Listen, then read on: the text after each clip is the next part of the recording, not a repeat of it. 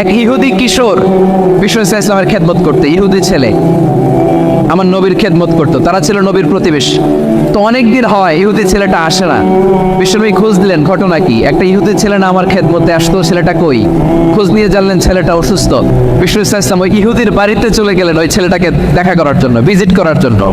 সুবহানাল্লাহ পড়বেন না?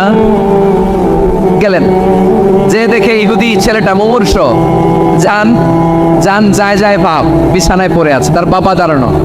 বিশ্বনবী তার মাথার পাশে বসলেন, মাথায় হাত বুলিয়ে দিলেন, আর ছেলেটাকে বললেন আসলিম, হে ইহুদি ছেলে, আসলিম, ইসলাম ধর্ম গ্রহণ করো।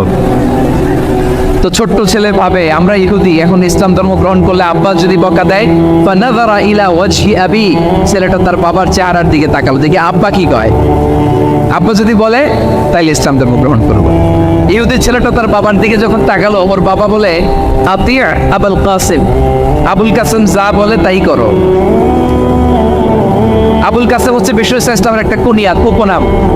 আমার রাসূলের বড় ছেলের নাম ছিল কাসেম। যেমন দেখবেন আমাদের এলাকায় কারো বড় ছেলের নাম যদি হয় আব্দুল্লাহ, এরা আব্দুল্লাহর বাপ বলে ডাকে। কারো বড় মেয়ের নাম যদি হয় ফাতেমা, এরা কি ডাকে? ফাতেমার বাপ বলে না? তো বিশ্ব ইসলামের বড় ছেলের নাম ছিল কাসেম। ইহুদি বাবা বলল আতিয়া আবুল কাসেম, আবুল কাসেম যা বলে তাই শোনো, মানে মোহাম্মদ যা বলে তাই শোনো। এই কথা শুনে ছেলে সাহস পাইছে, ছেলে আবার পড়তে আরম্ভ করলো আশহাদু আল্লাহ ইলাহা ইল্লাল্লাহ ওয়া আশহাদু আন্না মুহাম্মাদার রাসূলুল্লাহ, পড়েন আল্লাহু আকবার।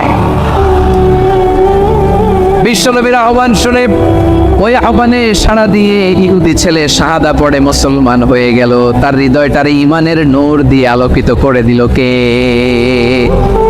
প্রিয় ভাইরা, এবার রাসূল সাল্লাল্লাহু আলাইহি ওয়াসাল্লাম বের হয়ে আসলেন ঘর থেকে, আর বললেন আলহামদুলিল্লাহিল্লাযী আনকাযাহু মিনান নার, প্রশংসা সে আল্লাহর যে আল্লাহ জাহান্নামে চলে যাচ্ছিল প্রায় এমন একটা লোককে মুহূর্তের মধ্যে কালেমায়ে শাহাদাতের বদৌলতে জান্নাতি বানায় দিলেন। আওয়াজ করে পড়েন সুবহানাল্লাহ। এই হাদিস থেকে আমরা কি